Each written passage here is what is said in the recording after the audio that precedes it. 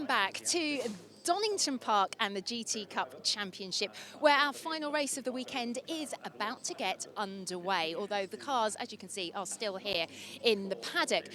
Before we do that, of course, it's the pit stop, the 50-minute pit stop race. Here's a reminder of what happened earlier on in the sprint and, as promised, that podium.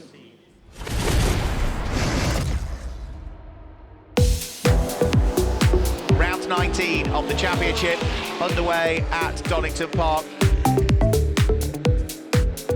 Now the McLaren GT4s getting themselves together. The nose of both cars dip at exactly the same time, and Morgan Tilbrook outbrakes himself, and then as he rejoins, he makes contact with the tail end of the Radical. Seamus Jennings has been caught, and all of a sudden Sam Neary's got a problem. It looks as though it is going to be a win for the GCAT Racing Porsche. Had a good start. The Mercedes moved away quite rapidly. Had then a good scrap with the McLaren, but I managed to hold him off, and then he disappeared. I think he did a bit of a wide. So then I went a bit lazy and dropped my lap times a bit, and I thought, well, the Mercedes is way in front. But then, blow me, driving around, there's a Merc parked at the side of the road, and I thought, God, P1. So I thought, brilliant, I'll take it easy. But then we were lapping cars, and one lap, a couple of the laps, it cost me 3 or 4 seconds. And I thought, well, that's okay, I'll just stroke it home in P1. And I looked in the rear mirror, and I saw Dylan. And I thought, oh, God. I saw Seamus was struggling a little bit. I was getting closer and closer. The team came on the radio, 4 seconds, 3 seconds, 2 seconds. And lo and behold, I was behind him. So and that was it. Yeah, we had a clean scrap at the end. The last corner I thought was going to get him, but the car just didn't give me any traction. And then, that was P2. Absolutely delighted. Yeah, it's first time in the GT Cup, and qualifying went very well this morning. I went from 22nd back up to 7th in one lap at the end. It was a very tight session, and the race, we just made a great start. Thanks to all the guys in front, made a good start, and I just hung on to them. And the main competition was from my class, the guy in the Lamborghini, the Ferrari. Unfortunately, there's a car between us on the first couple of laps. I just put my head down, made a little bit of a break, and I just had the sense that I might be able to keep ahead of him, and that's what I did. And I had 10 laps clear racetrack. It was just amazing, you don't get many races that are that enjoyable.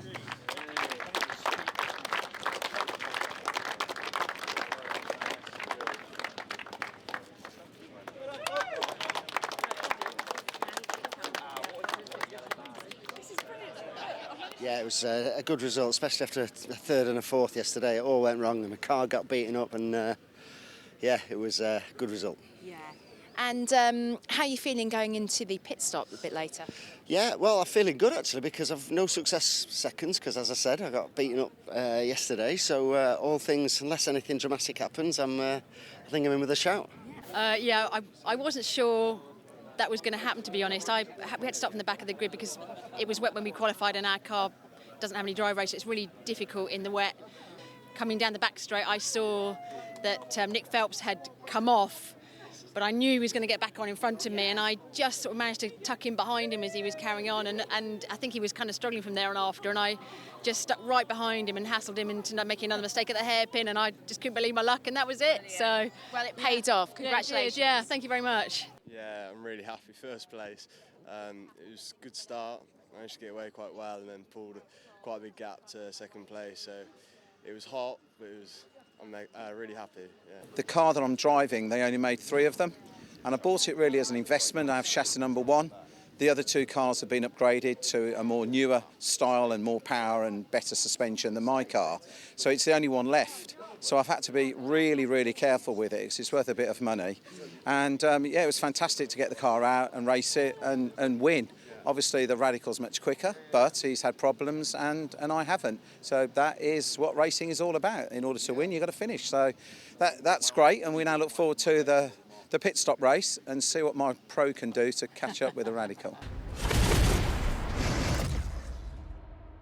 Well, the cars have literally just left the paddock. I can see them heading out, so they'll be forming behind me on the grid in a few moments. Now, There's been some reshuffling going on with this grid, and I'm going to ask Mark for some help with explaining this, because as I understand it, there have been a few sort of last-minute withdrawals. Is that right, Mark? Yeah, absolutely, Michelle. Yeah, news just reaching us that, we just heard Paul Bailey talking about he's looking forward to racing with the Radical. Well, I'm afraid the damage caused to the Radical in the sprint race early on means that they have withdrawn. But also, the two cars that were originally scheduled to start on the front row of the grid have also withdrawn. So Sam and Richard Neary are out with gearbox issues. The number 66 McLaren is out, that Morgan Tilbrook got damaged in the race early on, as is the Radical. And also, very sadly, we've lost Jason Garrett in his BMW from the grid as well. So a revised grid is issued, which sees the number 33 GCAT Racing Porsche of Seamus Jennings start from pole position, and John Dillon will be alongside Michelle. Brilliant. Thank you for explaining that. That's actually quite a lot of losses. We don't normally have that many withdrawals, do we? No. I mean, two of them are mechanical issues, and the other two are a result of accident damage. So there's a combination of factors that have created that. And I also noticed, Michelle, you won't be able to see it because it'll be over the wall to your left at the moment. Yes. But also the Webb's BMW is still in the pit lane at the moment, so that could Who's be that? a pit. Sorry, I missed that one, Mark. Sorry, it cut out. The Webb's BMW. The Webb's BMW. No, they used to have a BMW. They've got a Lamborghini now. The Webb's light blue Lamborghini looks as though it's starting from the pit lane. Yeah. Ah, right. Okay. So, yeah, there are, like I said, a few changes to this grid, and they should, in fact, yes, they're just all starting to come through now. So just scoot over here and we'll see our front runners coming through shortly. Seamus, of course, who had a great sprint race earlier on when we spoke to him in Parc Fermé, and John Dillon, and they're going to be side by side here at the front row of the grid now, which I'm sure they're going to be quite pleased about. This being our endurance race, so this will be an interesting run for Charles Clark, our new GTH driver, who we spoke to a little bit earlier on. He's back in, well, he was row 7, but he might have actually bumped forward a bit due to those withdrawals. I'll get Mark to check that for me. But this will be an sort of interesting race for him because, of course, he's used to the sprint races, but the endurance is something he wanted to work on. So he'll be heading out with his pro driver in this particular race. Here we go. Who's that coming through now? So we've got our front runners. Mark, could you let us know about that GTH? Also Josh Jackson as well, who's the group leader for that, because I know they were on row 7 of the grid. No, you're absolutely right. Yeah, Charles Clark was due to line up on the inside of the 7th row of the grid with Josh Jackson alongside him, so 13th and 14th positions respectively. But because of the withdrawals, it means that Charles Clark moves up onto the 5th row of the grid. He's in 10th. Oh, great. Josh Jackson will be on the 6th row in 11th position, yeah. Oh, well, Charles will be very pleased with that. I know he's enjoying his weekend. Well, Charles will be really pleased with that, and he's definitely enjoying his weekend because he did take that number 74 Porsche Cayman GT4 to a group win earlier on in the sprint race, and that's the first time he's had the group win this weekend in GTH. Yeah, he's very, very happy lad. Well, here we go. Here's our front row now. Of course, John Dillon and Phil Quaife are going to be in this one because, remember, it's 2 drivers. For most part, some drivers are by themselves, but this is the pit stop race. And then we have Seamus Jennings, who is to my right. So maybe, Mark, you can take us through the full grid, but also explain a bit about how the pit stop works. Absolutely, Michelle. Thank you very much. So the cars are there on the grid. Let's bring you through the grid. We'll tell you about the starting drivers, and we should be able to pick up on the success seconds that everybody has as well. Pit stop window, and when it opens up. So the grid, I think, will be able to head towards us in a few moments. Might be able to get the graphic up and have a quick look at the way that it's lined up. So it was quite late that there was an amended grid issued. So it was only literally about a few seconds ago where we saw the grid issued. So fantastic job. Here's the grid then. Let's guide you through it for this race, the final race this weekend for the GT Cup Championship. Seamus Jennings will be starting from pole position, and alongside will be John Dillon. So Seamus Jennings and John Dillon on the front row of the grid. Row 2 of the grid is number 113, Tom Webb, but I've seen that car in the pit lane, and number 25, which is going to be David Shaw. Now the car on the front row of the grid, Seamus Jennings on pole. Here it is now. Seamus Jennings had an extra 10 seconds to spend in the pit lane. John Dillon has nothing. Tom Webble has nothing, but the car of David Shaw has an extra 10 seconds. Row 3 of the grid is where we see Charlotte Gilbert, no additional time penalties to worry about, and Andre Borodin sits alongside, who is also off scratch. The 4th row of the grid, car number 28, Paul Bailey. That has got an extra 15 seconds to spend in the pit lane, and alongside it is Roy Millington, who's got an extra 20 seconds. And row 5 of the grid is number 35, Nick Phelps, will start an extra 20 seconds, and alongside is 74, the Group GTH leading car of Charles Clark. Row 6 is number 1, Josh Jackson, an extra 20 seconds to spend in the pit lane, and alongside is James Simons, who's got an extra 15. And row 7 of the grid is Simon Orange and Tom Rawlings, with row 8 being Craig Wilkins and Charlotte Gilbert, who's got an extra 10 seconds. The 9th row of the grid is Steve Ruston, who lines up alongside Mark Hopton, with row 10 being Ian Duggan, who will start with an extra 15 seconds, and alongside is number 90, Mike Price. Row 11, David Holloway, an extra 15 seconds, and Stuart Lynn alongside, with row 12 being Ian Campbell, who's got an extra 10 seconds, and number 82, James Guess, who's got an extra 20. Row 13 sees Tim Docker line up alongside Carl Cavers. Row 14 is the number 14 car, which is going to be started by Philip Carter, and alongside is number 22, which is Richard Mason. The 15th row is 212, Stephen Walton, and car number 17, which is going to be Patrick Collins, who will start. And off the back of the grid, with an extra 10 seconds to spend in the pit lane, will be number 6, started by Alex Stevenson. And that gives you the grid for this final race this weekend here at Donington Park, round 20 of the 2021 GT Cup Championship, with still a further weekend of racing to come in just 2 weeks' time at Snetterton, where we return to Norfolk. We were there for rounds 7, 8, 9 and 10 in June on the Snetterton 300 circuit. We will bring the 2020 Championship to a conclusion at that same circuit on the same configuration as well. Now, the pit window for this race, because it is the pit stop race, we see it split into 2 separate groups. So Group 1 is for those cars that run in Group GTO, Group GT3 and Group GTC, and they will be pitting over the course of this race between the 29th and 35th minute of the race. So in other words, 21 minutes to go to 15 minutes to go. So they will be the second batch of cars to pit. The first batch of cars to pit will be those that run in Group GTB, Group GTH and Group GTA, and they will pit between the 24th and the 29th minute of the race, i.e. between 26 and 21 minutes to go is the way that it will work. So we're about to get this final race for the GT Cup Championship underway here at Donington Park. Seamus Jennings, fresh from a win in the GCAT Racing Porsche earlier on today, but an extra 10 seconds that car will have to spend in the pit lane relative to John Dillon's car, who lines up alongside it. So Seamus Jennings will give way to Greg Caton, John Dillon will give way to Phil Quaife, but the Lambo has got 10 seconds in hand in reality already. Lights go out and we get the race underway. Both front row men match each other for pace as they head up towards Redgate Corner for the first time. Is the Porsche going to lead the race? Well, John Dillon, I think, was looking to try and brave it out around the outside. Paul Bailey has slotted himself through into 3rd position at the wheel of the very fast starting Group GTO McLaren Can-Am, as he was suggesting, a very unique car indeed, one of only 3 ever built, and the only one that still remains in original specification. Down through the old hairpin they'll go. Group GT3 car leads and is second. Group GTO car is there in 3rd at the moment. And 4th, I think, that looked like it might have been Nick Phelps possibly that was there in 4th position. We'll have to wait and get that confirmed, because I think Nick Phelps, if that's the case, has had a really good start. And thankfully, yeah, Tom Webb is out behind the wheel of the Lamborghini. That's the car that started from the pit lane. And, well, it's going to have to be another one of those stunning Tom Webb drives. We've already seen 2 of those this weekend, where he's worked his way from the tail end of the field right into contention. So the leading 2 up towards the braking area for the S's. Paul Bailey there in what is 3rd position. For 4th place, that is Warren Gilbert, who has to give way and allow the car of David Shaw to take up 4th position. Warren Gilbert drops to 5th, and Nick Phelps actually is there in 6th place, the second of the 2 Porsches.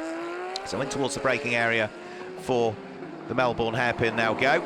Everybody filing their way round neat and tidily. No real issues, I don't think, for anybody on this first lap of the race, but there's still a long, long way to go in this 50-minute race, and already there is Tom Webb.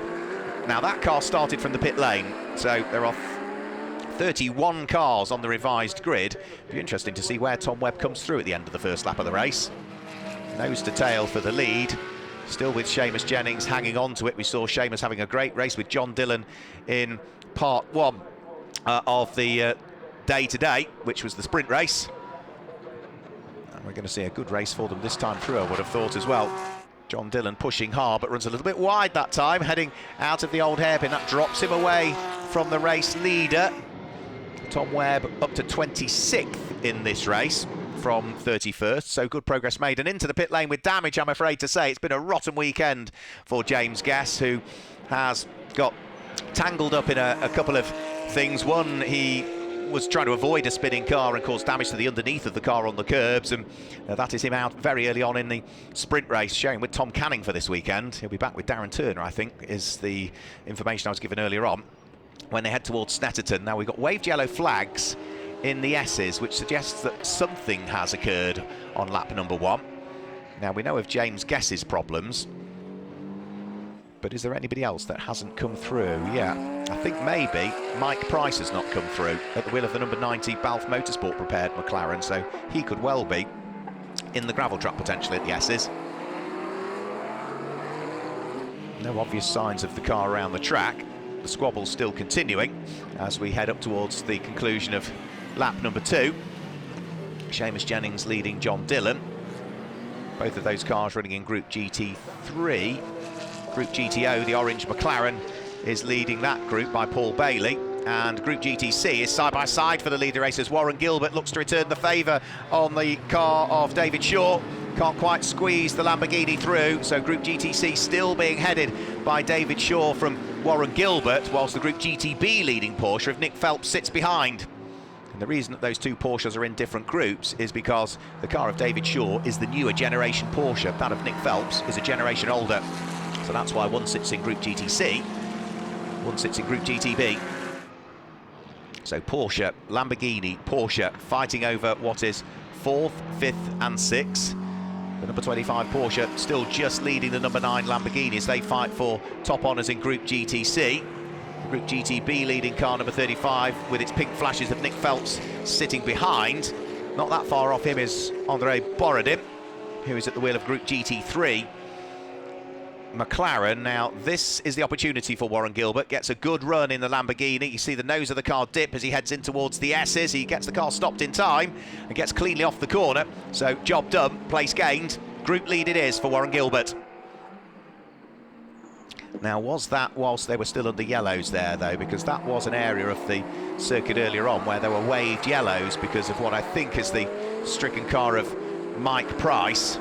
Now, if that were under yellows, Warren Gilbert's going to have to give the place back, I'm afraid, or if not, he'll incur some sort of penalty. But that was if it was under yellows. So Gilbert through. He is now up into 4th position. Roy Millington at the wheel of the red Ferrari looking to try and come into the mix as well. He's closed up to the coattails of André Borodin's car, the Greystone GT McLaren, running 4 Group GTH McLarens, plus this Group GT3 McLaren this weekend. So Greystone, a new team to GT Cup for this season, bringing many drivers through from in their performance track days that they organise throughout the UK into racing. And I've got to say, doing a really good job of making a fantastic impression as well in GT Cup this year. So up towards McLean's Corner, 45 minutes to go. So it's still going to be 15 minutes before we see the first of the pit stop windows anywhere near open. And remember, it will be today, the way it works is that the Group 2 cars will be stopping first. So in other words, those in Group GTB, Group GTH and Group GTA, as Warren Gilbert now works his way through and past Paul Bailey's McLaren. So Lamborghini now up into 3rd position overall in the race. Paul Bailey down to 4th, but still leading Group GTO. So neither Lamborghini nor McLaren, with that shuffle of order, have actually gained any further championship points. The fight of the 2 Porsches.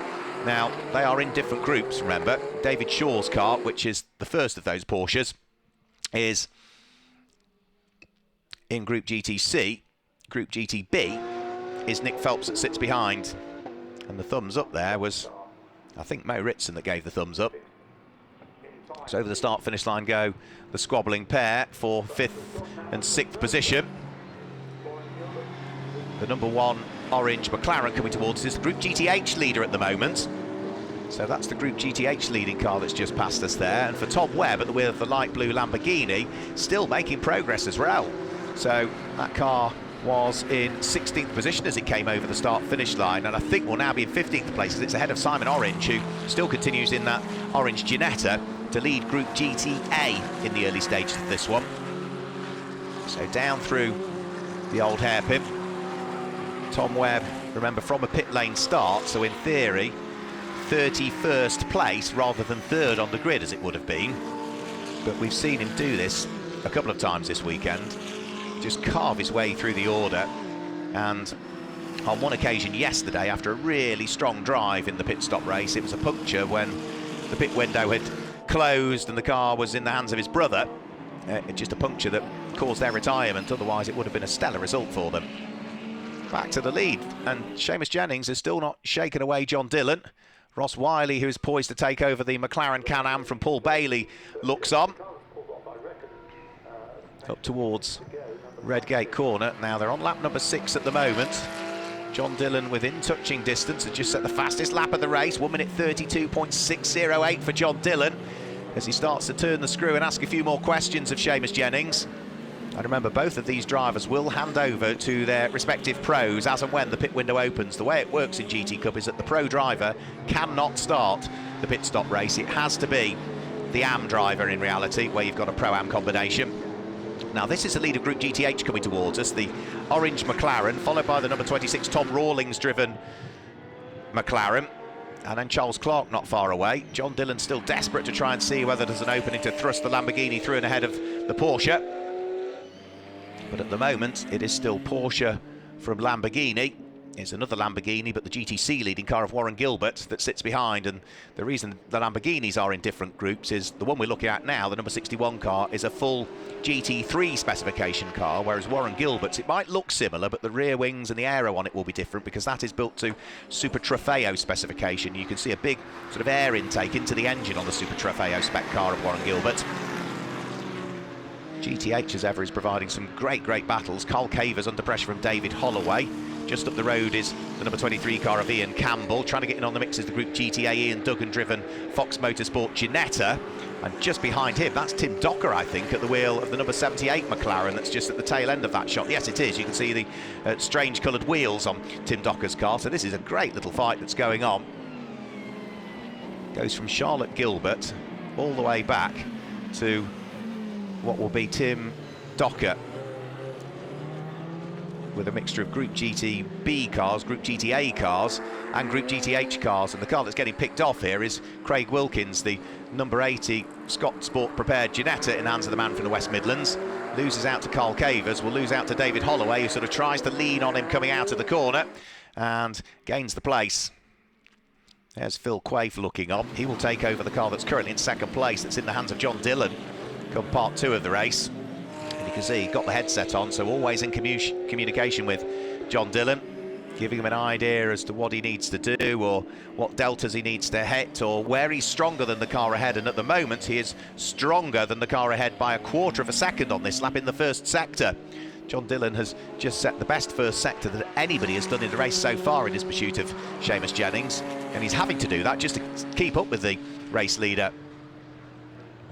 39 minutes to go, so still a while before we see the pit window open. More cars picked off by the charging light blue Lamborghini in the hands of Tom Webb. That's the Group GTH leading car of Josh Jackson that he's just gone through and passed. And now for Tom Webb, the next car ahead is going to be a car that he can try and take a place away from in terms of the group position, because that Group GTC number 113 Lamborghini was 5th in its group. It's catching the 4th place car in its group, number 41 James Simons, who I think he might be able to squeeze his way through and past here. Yes, he does. James Simons stays out of the way, moves off line, through goes Tom Webb, following him through goes Josh Jackson. So that will put Tom Webb now up into, I think, 9th position from, remember, this is 31st he's come from, and he's only on lap number 8 at the moment. So through and over the start-finish line goes Tom Webb. He's got the Group GTH leading McLaren right behind him, but of course the more powerful Lamborghini pulls away in a straight line, and also managing to get back past again goes James Simons at the wheel of the number 41 car, the more powerful car. In the hands of James Simons, some of the quicker Group GTH cars are able to keep up with that Group GTC Lamborghini. James pedalling it as quickly as he can. Back to the Group GTH and Group GTA battles. Now this is number 80 car of Craig Wilkins, and look in his mirrors, Ian Duggan is right behind. There's Philip Carter, who joins the ranks for this weekend, back with Greystone, one of the 4 cars that Greystone are running. That's the extra car they've slotted in for this weekend. Michael Broadhurst is the pro that shares with him. Michael making his return to the GT Cup since a one-off outing with Fox Motorsport a season or so ago. There's Patrick Collins as well at the wheel of his Orange Racing with JMH prepared Ginetta. But Charlotte Gilbert is doing a really good job here of hanging on to 17th place. She's got Mark Hopton right behind her, then Ian Campbell, then Carl Cavers, then what will be David Holloway. So with 4 GTH cars all queuing up behind. Now all of these cars behind her are lesser powered, but they're about 25 years newer than the Marcos that sits ahead, and the Marcos doesn't have any electrical gizmos on it really, whereas the cars behind, they've got ABS, they've got traction control, they've got better aero probably than the Marcos, but the Marcos has got a bit more grunt. And this is Ian Campbell going wheel to wheel with Mark Hopton, the 2 Greystone GT teammates, side by side on the way into the corner. Not quite side by side on the way out, but I think there will be again by the time they get up towards the braking area for Goddard's. Is Ian Campbell going to brave it out on the inside line? Is Mark Hopton going to try and squeeze him to try and hang on to the place? Sensible driving by both, and they are pretty much side by side on the way out of the corner. It's just allowed Charlotte Gilbert to escape a little bit. The 2 teammates are still side by side when they get towards Redgate Corner. Mark Hopton has the inside line, so he should be able to hang on to it, and indeed does just hang on to it over the newly liveried number 23 car of Ian Campbell for this weekend. Carl Cavers in the Veluga prepared Porsche just sitting behind, then David Holloway at the wheel of his Aston Martin is not too far away. This is the car that leads Group GTA at the moment, Simon Orange. Headlamp missing, scuffs down the side. He's had a busy old weekend as Simon Orange, but his ever is smiling away. And at the moment is doing enough so as to lead the group, and that's important for him for the championship Group GTA. Simon Orange is the championship leader in Group GTA. Josh Jackson in the sister car to it is the championship leader in Group GTH. Fair to say the new team for this year, Orange Racing, have had a really mega season. Now Philip Carter coming under pressure, we can see in the background. Mark Hopton still looking to try and hang on to his position despite the attack that's coming behind continually from Ian Campbell. There goes Philip Carter, he's got someone else behind him, and now back towards the race lead, as they were really. Seamus Jennings still doing a stellar job of making sure that John Dillon is not able to open the door and squeeze his way through.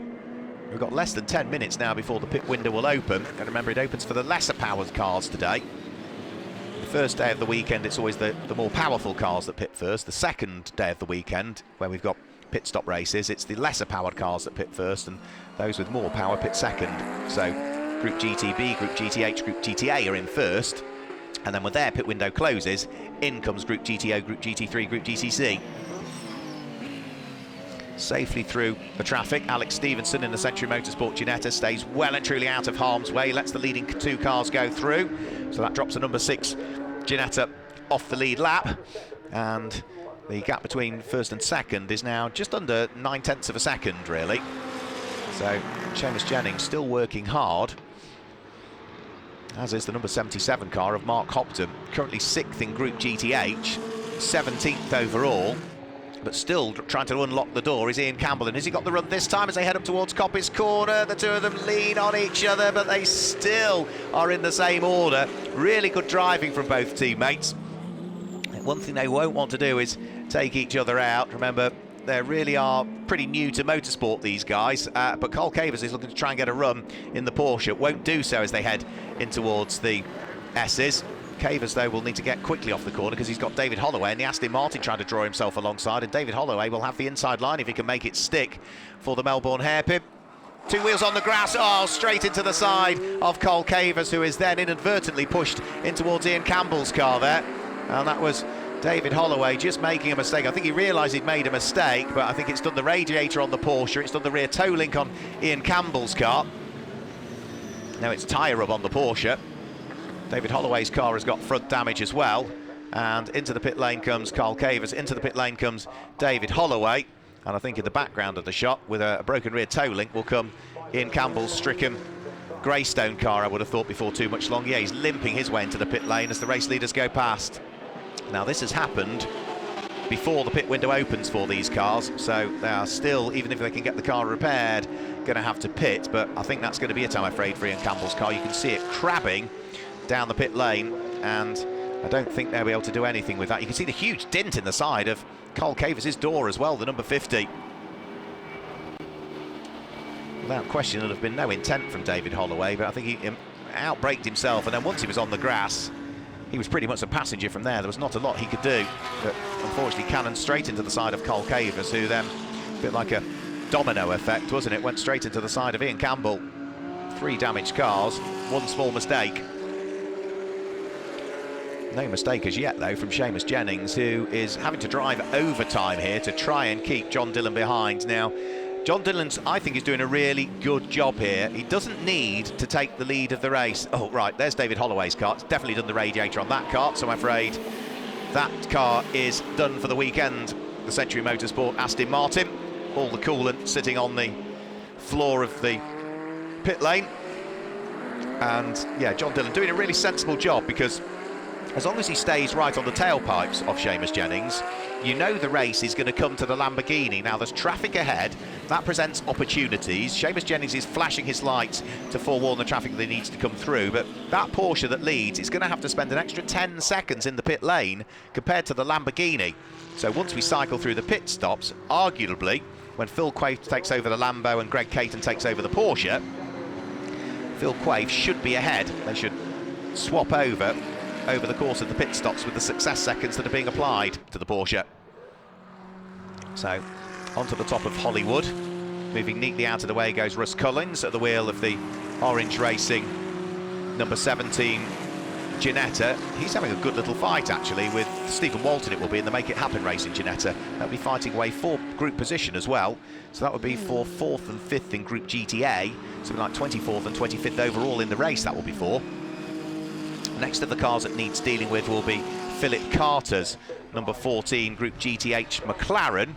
That will be in 9th position overall. And what we're looking at now is for going to be Nick Phelps, who's there in 6th position, Andre Borodin in 7th, Roy Millington in the Ferrari in 8th place, and Tom Webb in 9th place, about to try and gain another position in group as well, because the Ferrari runs in Group GTC, as does the light blue Lamborghini. The far more experienced Tom Webb works his way pretty easily past Roy Millington, who is still in the infancy of his motor racing career.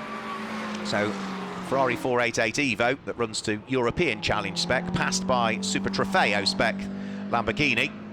And now the next of the cars for Tom Webb that he's going to have in the crosshairs is going to be the GT3 McLaren of Andre Borodin. Getting past that car is only going to net him an additional position in the race. It won't net the car any extra positions in the group, because the Group GTC Lamborghini is closing in on the Group GT3 McLaren, which is fighting away with the Group GTB Porsche. So Porsche, McLaren, Lamborghini, all in different groups. Now, pit window is only a matter of minutes away now from opening for the Group GTB, Group GTH and Group GTA cars. And they've got, well, only 5 minutes of pit window to come in, so it's not a long window, so you don't necessarily have to come in on the first lap, but by the time you get to lap 2, you probably need to. By lap 3, you absolutely need to come into the pit lane, otherwise you'll run out of time. And is Tom Webb going to pick off Andre Borodin's car here, the new to GT Cup this weekend, Greystone GT3 McLaren is about to lose out, I'm afraid. Through goes Tom Webb, another place gained. Remember, that car, the number 113 Lamborghini, should have started 3rd on the grid. It started from the pit lane, i.e. 31st position. And that would have meant that it still would have not started right behind the 30th position car. Slight mistake though going in towards the old hairpin there. Almost cost Tom Webb for a split second. So yeah, had to wait for all of the cars to go through before the red lights at the end of the pit lane would have gone to green. So there was already a bit of catch up to do to even catch the pack. And now that Lamborghini is up into 7th position and is hot on the heels of the Group GTB leading Porsche of Nick Phelps, who is going to try and hang on to the overall position, but the Lamborghini has got the inside line through Coppice. The extra power should tell on the straight, and it should be able to work its way past the Porsche, and I think Andre Borodin is desperately trying to work his way past that Porsche as well, but isn't quite going to be able to do it. So another place gained by Tom Webb. It's been so good to see the Webb brothers back in the GT Cup Championship. They were so competitive a couple of seasons ago. Now, for the Group GTH leader, the number 1 car of Josh Jackson, he will hand the car over to Michael O'Brien, but look at the gap. McLaren is being hounded by McLaren, and that is Tom Rawlings in the Paddock Motorsport car that's not too far behind. There's another McLaren that runs. Oh, and off the road there went the car of Charles Clark. That was third in Group GTH, but ran off the road, and that has allowed the number 44 McLaren of Steve Ruston to squeeze through. Now, Charles Clark is now under pressure from the next of the cars that is sitting behind, and I think that'll be the car of Tim Docker, I think, will it? Let's have a quick look. Yes, it is. Yeah, no, it's not. It's the number 21 car that sits behind. And that is going to be another car that is 4th position. That will be Stuart Lynn, who's having a great outing this weekend for Optimum Motorsport in his first weekend of racing in the GT Cup. So 1st, 2nd, 3rd, 4th, 5th of Group GTH all together in the same shot. McLaren, Porsche and McLaren. Those are the top 5 cars in GTH. And remember, Group GTH is for the GT4 homologated cars. So down through the Craner curves, in towards the old hairpin. 11th, 12th, 13th, 14th and 15th places, but more importantly 1st to 5th in the group. And after that small mistake from Charles Clark, he'll need to make sure he keeps things clean now, because number 21 Stuart Lynn is not that far behind. We had a new fastest lap of the race, as you briefly saw flash up there, for the race leader Seamus Jennings last time through, 1 minute 32.116. He's actually now pulled 2 3/4 seconds away from John Dillon. Now, the Lamborghini that lies ahead of the quintet of Group GTH cars is that of James Simons. That is 4th position. James Simons is in 10th position.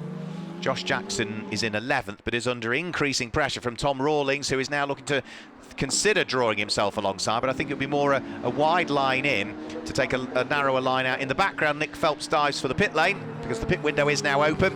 So those cars running in Group GTB, Group GTH and Group GTA can now all dive for the pit lane on this lap. It's the first time they've been able to do so, and the pit window opens for them with 26 minutes of the race to go, and we see another raft of cars all heading for the pit lane as well that time through, which included the Group GTH leading car, I think. Yeah, in comes number 1. So that is Josh Jackson to hand over to former British GT racer Michael O'Brien. Into the pit lane comes Tom Rawlings to hand over to Mo Ritson. So to a stop comes the Orange Racing McLaren. The Paddock Motorsport car follows it in on the same lap. A change of front right tyre for the car, which is the tyre that probably receives less load than any here at Donington Park. Now, Tom Webb, the progress he is still looking to continue. He is now caught up with Paul Bailey's McLaren Can-Am. Paul waving him by there. Sensible thing from Paul. He's more interested in the win in Group GTO, so there's no need for him to try and hold up Tom Webb, and particularly with the value of that McLaren as well. It's fantastic to see it out. Wonder whether we might see it out again at Snetterton, because we've seen Paul out in a Ferrari this year, Group GTO and a Brabham, and this is now the McLaren Can-Am.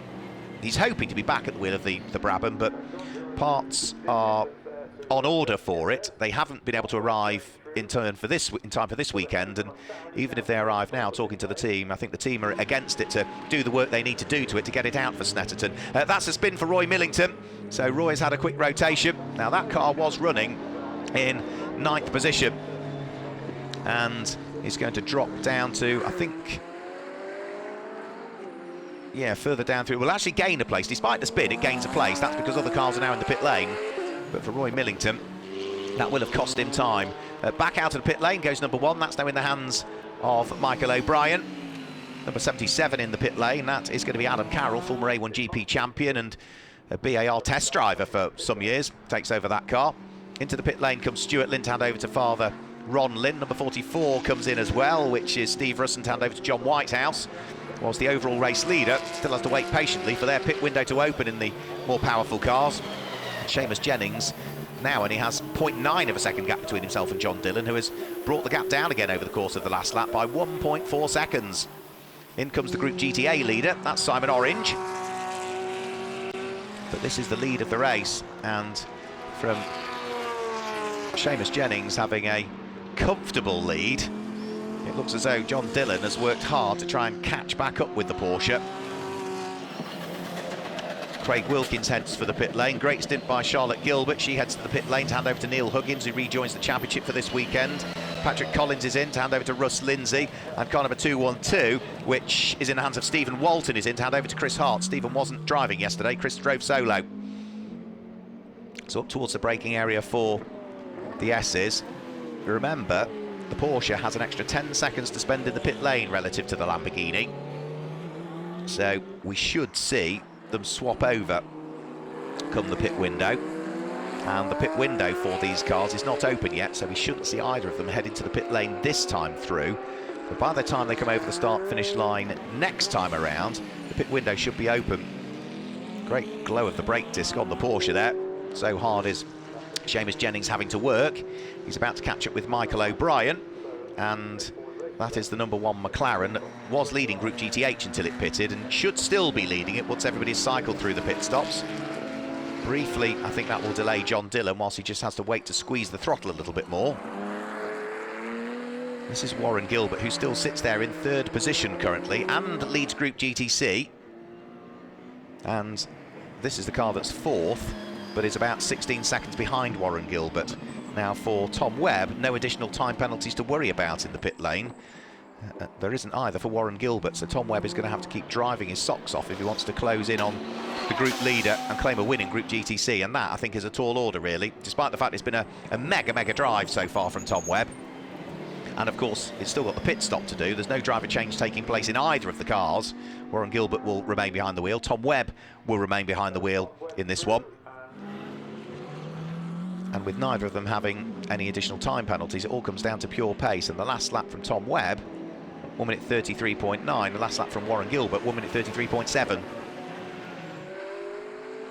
Now the pit window is open this time through, so we could potentially see Seamus Jennings and John Dillon dive for the pit lane. So let's wait and see. There's a bit of traffic just ahead of them. Are we going to see the Porsche head towards the pit lane? There's a squeal of brakes ahead of them as well, as off the circuit almost goes Simon Orange. The race leaders go by, and Seamus Jennings stays out, but John Dillon comes in to hand over to Phil Quaife. So into the pit lane comes John Dillon. Roy Millington is in, ready to hand over to Benny Simonson. James Simons is in as well, ready to hand over to Tim Morley. So to a halt, parking at 45 degrees, comes the Scott Sport prepared Lamborghini. Continuing in the lead of the race comes Seamus Jennings. Now Seamus is just going to have to push as hard as he can here. Now he's not having to worry about anything his mirrors. He might be able to perhaps lap a little bit quicker, but there's traffic up the road to deal with.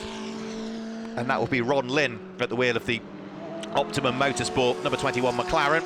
Ron, who's raced in the Ginetta Racing Drivers Club Series and the G40 Cup in the past, where he's eligible for the Chairman's Cup, partnered with his son Stuart for this weekend in their first weekend of racing in the GT Cup. I think they've enjoyed themselves. I hope we'll see them back as well. So that's dealt with by Seamus Jennings. The pit stop has almost finished for the Scott Sport team, and there, I'm afraid, are problems, and that is going to be Chris Hart that's taken over the wheel of that Ginetta. Phil Quaife heads into the race. Car bouncing off the pit lane speed limiter, and the Ginetta, has sort of failed out on track, really, as it's come out of the Melbourne hairpin. It's clearly had some sort of issue. Now, I think we'll see Seamus Jennings dive for the pit lane this time through. Yes, he does. In the background of the shot, Seamus Jennings dives for the pit lane, just as Phil Quaife comes out of the pit lane. Now, those are the two cars that were fighting for position, but remember, the Porsche has an extra 10 seconds to spend in the pit lane relative to the Lamborghini. So, in reality, by the time we've got through all of the pit stops, that number 61 Lamborghini of Phil Quaife should be, if all things pan out, in the lead of the race overall.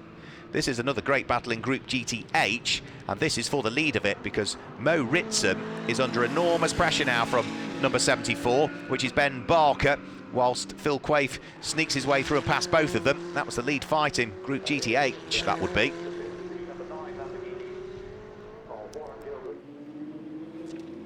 And as they head down the straight, yeah, Mo Ritson is going to have his hands full here.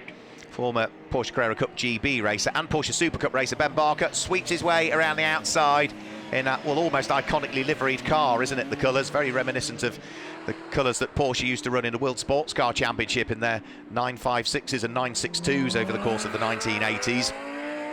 But Ben Barker picks up the lead in Group GTH. Mo Ritson at the wheel of the Paddock Motorsport car down into second position in the group, and that will put him now down to 12th overall in this race. Back out of the pit lane comes Greg Caton, having taken over from Seamus Jennings. Now, where's the car going to feed out relative to Phil Quaife? I'd imagine Quaife's already through. Yes, he is. So Phil Quaife is already through, and Seamus Jennings is going to feed out exactly where. There goes Benny Simonson through. He's going to feed out in second place, I think, by the time we get our way through all of the pit stops. So Phil Quaife already down in towards the bottom of the old hairpin. Will be reasserted back to the top of the list next time through. So because the Porsche came over the start-finish line the lap prior ahead of the Lamborghini, that's why the timing tower to the left is showing Phil Quaife down in fourth and Greg Caton in the lead. But by the time next time they come over the start-finish line, we should see that number 61 car go to the top of the times. This car here in second position, puff of dust ahead of it as somebody had a minor off around the circuit. Hopefully they've scrambled their way back onto the tarmac. And then once the race has settled down a bit, we can pick up on where the battles are. Now, Phil Quaife, looking as though on his first flying lap, is destined to set the fastest lap of the race by the look of things. 1 minute 31.641 is the fastest lap of the race that we've had so far. Phil Quaife was on his out lap last time through, but he's already gone purple in the first and the second sector, and as he comes over the start-finish line now at the wheel of the number 61 car, there he goes to the top of the times, and guess what? New fastest lap as well. 1 minute 30.804 for Phil Quaife. I did say, as long as John Dillon stuck with that Porsche, the race would come to the Scott Sport Lamborghini, and absolutely that is exactly what has happened. It leads by 12.239 seconds now from Greg Caton's Porsche in second place. Warren Gilbert is third and leads Group GTC at the moment at the wheel of the number 9 Lamborghini. Fourth is number 25, which is David Shaw. And fifth, I think, will be Tom Webb after his stunning drive through the field at the wheel of the Lamborghini. So there goes Phil Quaife for the 22nd time the Lamborghini heads round through Coppice Curve and on towards the start, on towards the exhibition straight as such.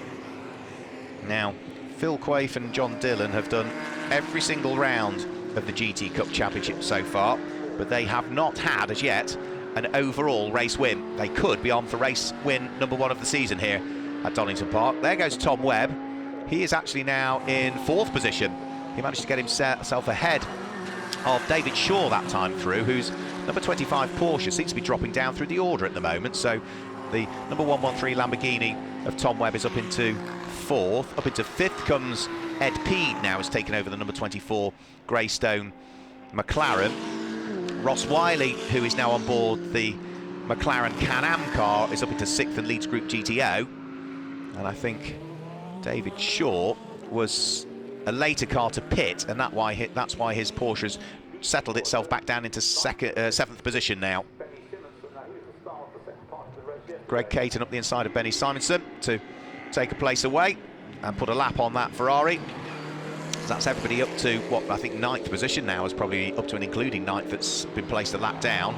And this fight here, the two Ginettas, that is going to be for second in the group.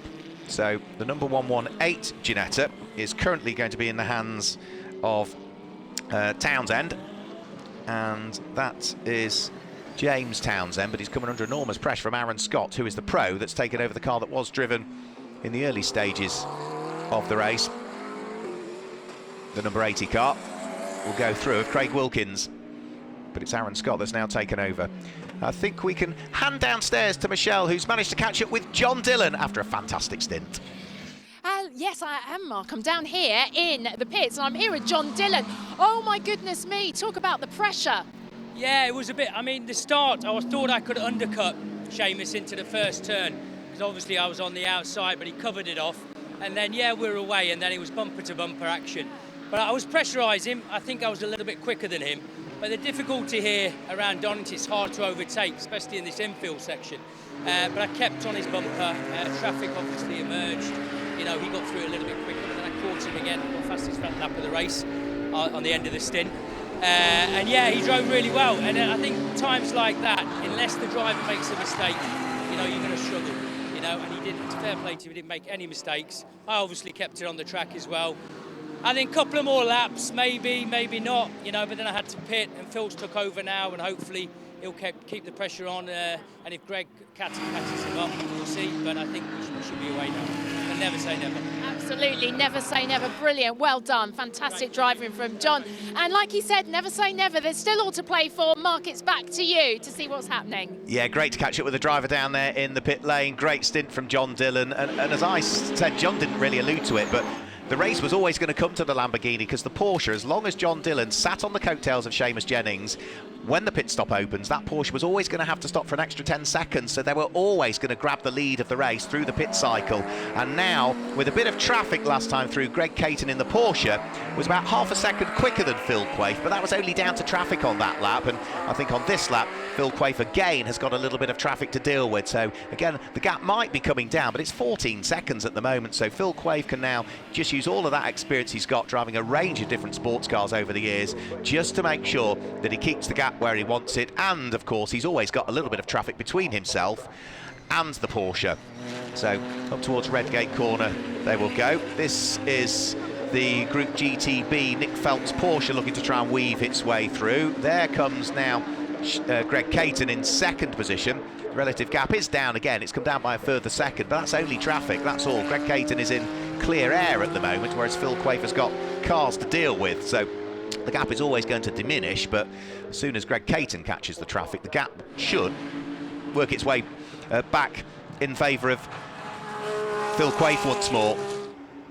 Now, there is one car that's dived for the pit lane and was running inside the top 10, and that's the number 41 Lamborghini. Tim Morley has brought that car into the pit lane, and I think that might be for some sort of stop-go penalty. Yes, it was a stop-go penalty for that car. That can only potentially, I would have thought, be to do with the fact that its pit stop was a little bit too short, so they're having to add the time on that it missed while stationary, but you don't just add the time on it missed while stationary, you've got to decelerate back down to the pit lane speed limit and accelerate up again, so you do lose a fair chunk of time if you don't quite get the pit stop right, but it needs to be the same for everybody, and if it's not quite right and doesn't meet the regulations, you've got to, I'm afraid, bite the bullet and accept the penalty that's coming your way. So now Tim Morley will look to press on again at the wheel of that car. It's been good to see Tim in the championship this weekend. He's been mega quick, to say the least. So let's just run you down through the top 10 at the moment. 61, Phil Quaife leads. 33, Greg Caton second. This car here, number 9, Warren Gilbert is third, but leads Group GTC. Fourth at the moment is 113, which is Tom Webb after a stunning drive. Fifth is number 24, which is Ed Peed. And sixth is going to be Ross Wiley, the number 28 car. Seventh place is 25, David Shaw. Eighth place is the Group GTB leading Porsche, the number 35 car of Dino Zamparelli now, who's taken over. And ninth place is number 56, which is Benny Simonson, who is now on board the Ferrari. Completing the top 10 is the car that's just dived for its stop-go penalty, Tim Morley. And I think that will probably mean he'll drop outside of the top 10, and it should bring the Group GTH leading car, number 74, of Ben Barker now into the top 10. Other class leaders outside of the top 10, leading Group GTA is at the moment Simon Orange, and I think that probably gives you all of the group leaders that we have currently.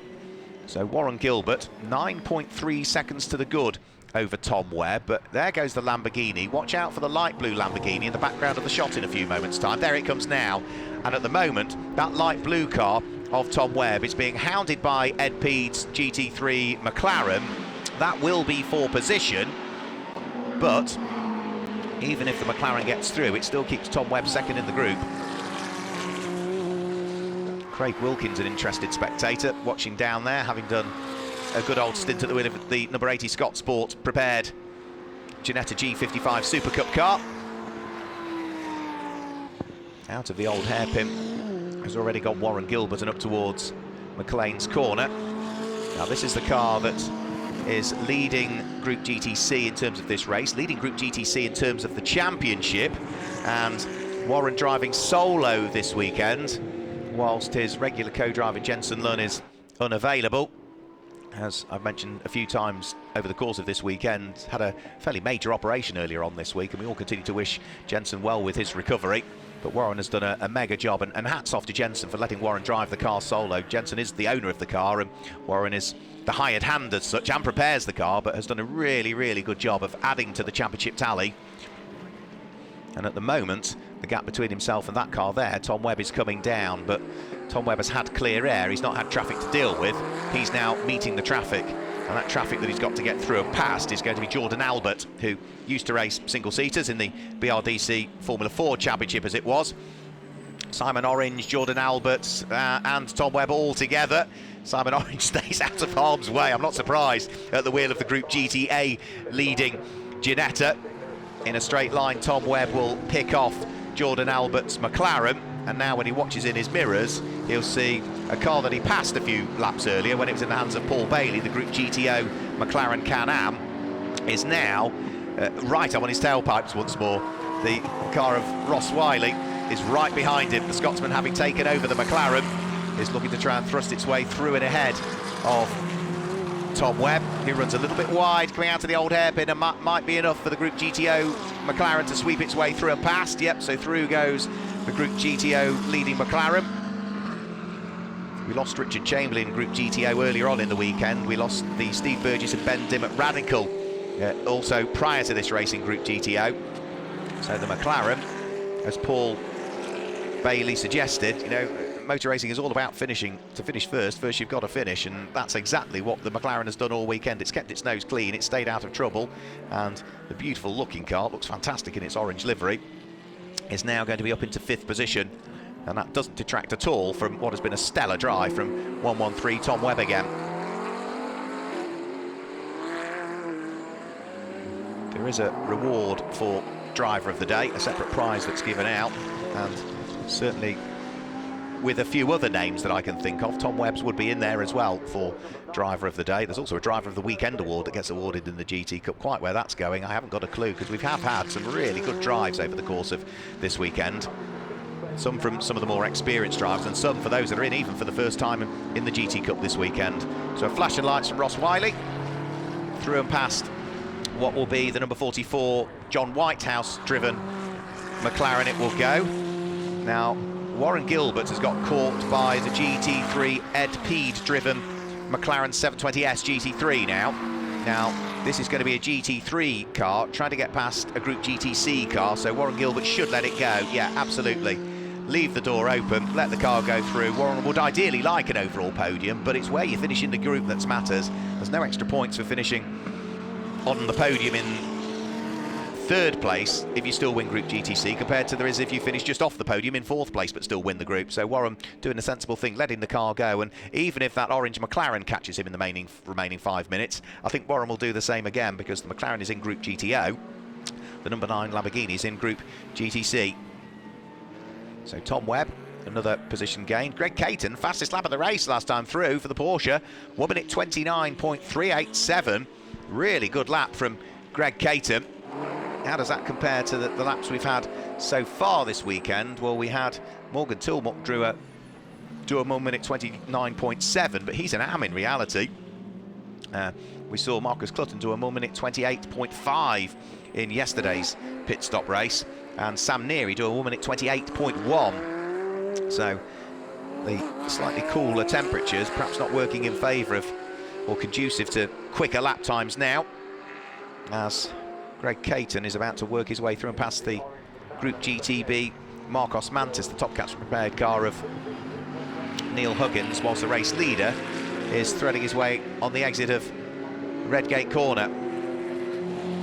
So on to lap number 30 now for Phil Quaife, with 3 3/4 minutes of the race still to go.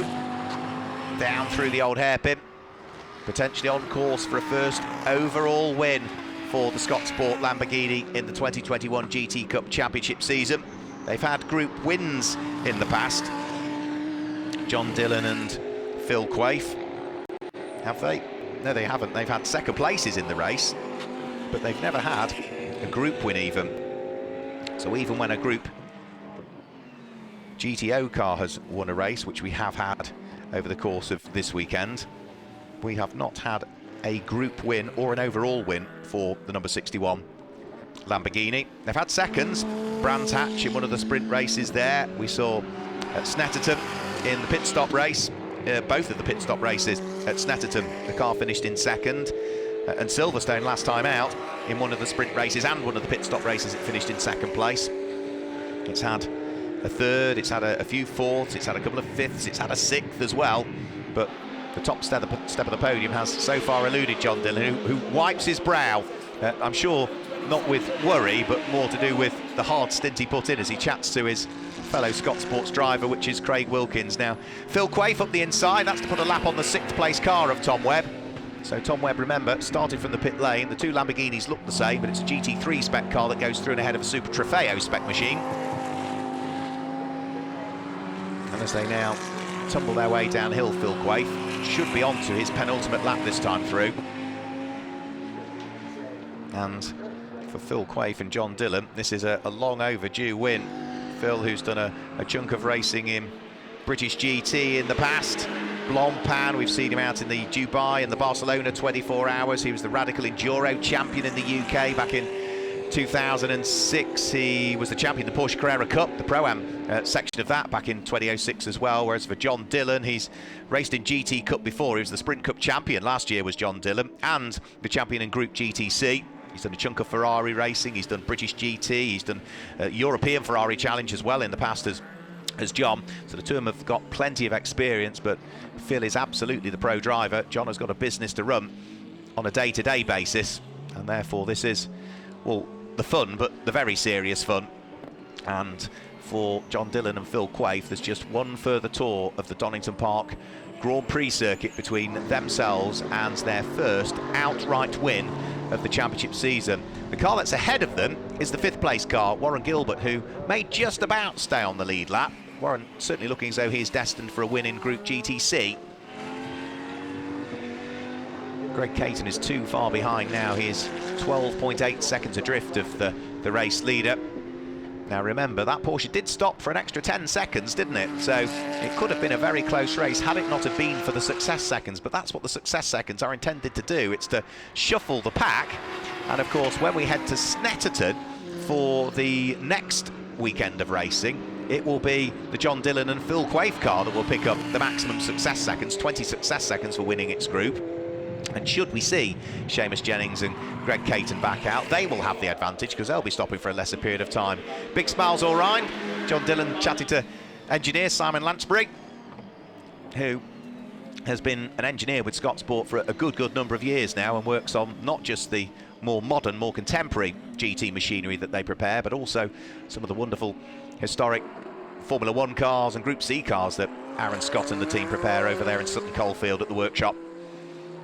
But one corner to go, the clock has ticked to 0. Phil Quaife works his way up towards turn number 12, Goddard's, for the final time. The clock is at 0, and it is looking as though it is going to be a win, and the first win for them in round 20 of the GT Cup Championship for 2021. The Scott Sport Lamborghini of John Dillon and Phil Quaife claim the win. That goes down well with the Scott Sport crew. Big smiles all round there in the garage. Seamus Jennings and Greg Caton will come home in second place at the wheel of the Porsche. There's a big flash of the lights from the McLaren behind, because that means that Josh Jackson and Michael O'Brien will be finishing third in Group GTH as it was in the end. We should see Ed Peed over the start-finish line shortly at the wheel of the McLaren to finish in what will be third position. Everybody else feeding their way through. Benny Simonson over the start-finish line. That's a Group GTC car. Here comes Simon Orange. That will be a win in Group GTA, I think, for Simon Orange, the Orange Ginetta through. And then we should see Nick Phelps come through. Yeah, the Porsche in the hands of Nick Phelps will win Group GTB, the number 35 car with its blue and its pink flashes to it, through to finish 9th overall and claim the win in Group GTB. Who is going to win Group GTH? That will be, by the look of things, the Porsche of Charles Clark and Ben Barker that will claim top honours in Group GTH, but that car is still as yet to take the checkered flag at the moment. And we're still awaiting the third place car through. Here it comes now. Ed Peed over the start-finish line to finish in third position. Andre Borodin having done the hard work in the early stages. Ross Wiley brings the McLaren over the start-finish line to finish in fourth place. And here, with a big skid coming out of Goddard, is Ben Barker weaving from side to side. That is another group win for that car. It claimed its first group win of the weekend earlier on today, and Charles Clark, partnered with Ben Barker in this race, come through to finish in the 11th place overall, but claim the win in Group GTH. So fantastic stuff. Great way to bring the curtain down on a wonderful weekend of racing for the GT Cup Championship. All of the cars will feed their way back in towards the pit lane area. And, well, it doesn't give the teams long either to re-prep the cars ahead of the final weekend of racing over the course of the 2nd and 3rd of October at Snetterton on the 300 circuit for rounds 21, 22, 23 and 24 of the championship season. A round of applause for John Dillon, who's already out of the race overalls and clapping the hired hands, Phil Quaife, and they will be really, really pleased with that. We might be able to gauge a bit of reaction down there in the pit lane. We'll also be able to confirm the results with you as well very, very shortly. And let's just bring you through the results then for the pit stop race here at Donington Park. The win, the first of the season, goes the way of John Dillon and Phil Quaife, with Seamus Jennings and Greg Caton in second place, and Andre Borodin and Ed Plead completing the top three. Fourth, but the win in Group GTO goes the way of Paul Bailey and Ross Wiley, with the win in Group GTC going the way of the car that finished in fifth place, Warren Gilbert. Great drive from Tom Webb from the pit lane, sees him finish in sixth place, with Roy Millington and Benny Simonson in seventh place. David Shaw in eighth place, and ninth place goes the way of the winning Group GTB, Nick Phelps and Dino Zamparelli, with James Simons and Tim Morley completing the top 10. In 11th place, it was a Group GTH win for Charles Clark and Ben Barker, with Tom Rawlings and Mo Ritson in 12th place, and Josh Jackson and Michael O'Brien in 11th place. Mark Hopton and Adam Carroll were 12th, ahead of Tim Jocker and Jordan Albert. Then it was Steve Rushton and John Whitehouse, ahead of the Mason and Lancaster combo that finished in 17th place. 18th place was the winner in Group GTA, Simon Orange, ahead of Philip Carter and the returning Michael Broadhurst. And it was Alex Stevenson and James Kellett that wrapped up the top 20. In 21st place, it was Rod and Stuart Lynn. In 22nd place was Craig Wilkins and Aaron Scott, ahead of the Fox Motorsport pairing there in 23rd position. And it was Patrick Collins and Russ Lindsay in 24th, ahead of Charlotte Gilbert and Neil Huggins, Stephen Walton and Chris Hart, Cole Cavers and Benji Hetherington. And those were the last of the finishers. From there on backwards, David Holloway and co. all ran into problems in the final race here at Donington Park. So that's the final results. Let's hand you back downstairs for the final time this weekend to Michelle. Thanks so much, Mark, as always, for your fantastic commentary. And yes, that is it. Well, John Dillon's going home, a very happy man from Donington, and well deserved too. As Mark was saying, it's been another weekend of fantastic racing here in the GT Cup Championship, but there's only 2 more weeks to wait until the grand finale. We will be rolling in to Snetterton on the 2nd and 3rd of October, where our winners will all be crowned. I do hope you can join us for that. In the meantime, don't forget to follow us on the social media for all the latest information. GT Cup on Facebook and on Instagram. I've been Michelle Livings. From all of us here at the GT Cup Championship and at Donington, it's goodbye.